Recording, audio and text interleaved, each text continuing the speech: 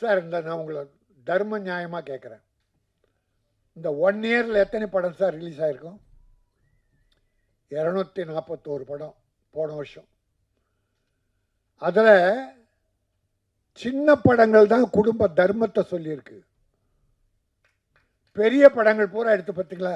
என்ன படம்? வெட்டு, குத்து, கொலை, கொள்ளை, கஞ்சா கடத்தல். பெரிய ஹீரோ சார். நீ ஒரு நல்ல குடும்ப கதை சொல்லக்கூடாது?